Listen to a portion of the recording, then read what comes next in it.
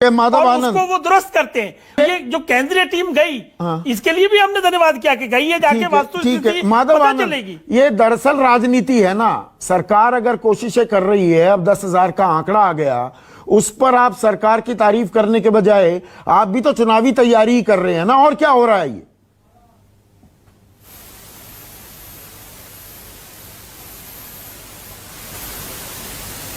कि भगवान भरोसे और ईश्वर के शुक्रगुजार हैं कि बिहार में कोरोना अभी भी उस लेवल तक नहीं पहुंच पाया। अगर भगवान भरोसे सब कुछ छोड़ना है तो चुनी हुई सरकार क्यों होती है? 15 साल से एक चुनी हुई बिहार में सरकार है। चमकी बुखार में आपके साथ मैंने कम से कम 50 एपिसोड किया है। उस समय भी आपने देखा था मुजफ्फरपुर अस्पताल की क्या हालात थी। और अखिलेश भाई ने सही कहा, पीएमसीएच, एनएमसीएच और एम्स को छोड़ दीजिए और बिहार के किसी भी जिला सदर अस्पताल में चले जाइए, वहां न बेड है, न डॉक्टर है, न ऑक्सीजन है, न एम्बुलेंस है। या 15 साल में क्या आपने बिहार की स्वास्थ्य व्यवस्था यही दुरुस्त करने का काम किया है? अरे 15 साल लंबा वक्त होता है। अजय आलोक जी खुद डॉक्टर हैं, शहनवाज भाई खुद सबसे यंगेस्ट मंत्री रह चुके हैं। अरे यंग लोग अगर झूठ बोलने का काम करेंगे, गुमराह करने का काम करेंगे, आप कहिए हाँ सरकार विफल रही है।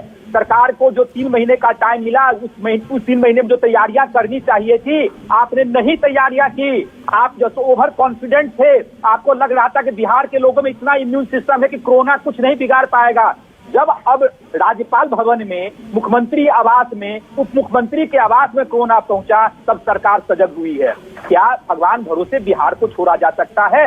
डबल इंजन की सरकार है। आपकी तैयारी नहीं है चुनाव के लिए, आपकी तैयारी नहीं, विपक्ष एकजुट है नहीं, चेहरे पर सहमति नहीं बनी, सवाल इसलिए उठा रहे हैं, चोर दरवाजा ढूंढ रहे हैं। संवेदनशील है, महागठबंधन मेरा संवेदनशील है। पहले जान को बचाना है, जान बचेगा, हम लोग लड़ाई लड़ते रहेंगे, चुनाव होता रहेगा, मुख्यमंत्री कोई बनेगा, ऐसी कोई बात नहीं है, लेकिन पहले जान तो बचा लीजिए। आखिर मुख्यमंत्री जी किस चीज का बदला ले रहे हैं बिहार के लोगों से? अभी माननीय मुख्यमंत्री जी को फ्रंट फुट पे खेलना चाहिए था।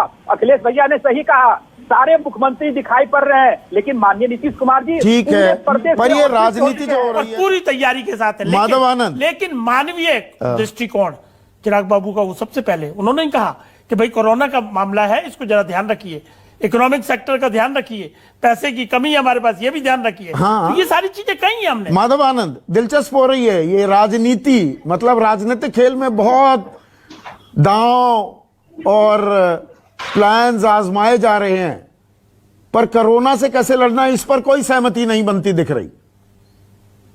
अब संदीप जी, यही तो बड़ी विडंबना है कि राजनीतिक पार्टियां हैं, राजनीति करेंगी, लेकिन आम जनता इसमें पिस रही है।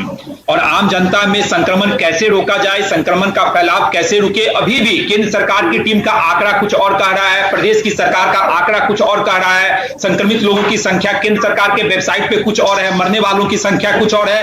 यानी डबल इंजन की सरकार में भी समन्वय नहीं है। जो शहनवाज भाई कह रहे थे कि डबल इंजन की सरकार है, केंद्र सरकार पूरी मदद करने के लिए तैयार है, मुझे नहीं लगता है। आप दिल्ली में आपने मदद किया, दिल्ली में कंट्रोल आप कर रहे हैं कोरोना को, लेकिन अभी बिहार अभी भी केंद्र सरकार के सहयोग से अछूता ही अपने आप को महसूस कर रहा है। अगर केंद्र सरकार रियली अगर सीरियस हो, अगर बिहार सरकार के पास कुछ भी नहीं है, सीमित संसाधनों वाला प्रदेश है, उनके पास कुछ भी नहीं है। संदीप जी, मैं भी बिहार से आता हूं, किसी भी सदर अस्पताल का विजिट कर लीजिए, कोई एम्बुलेंस वहां आपको नहीं मिलेगा।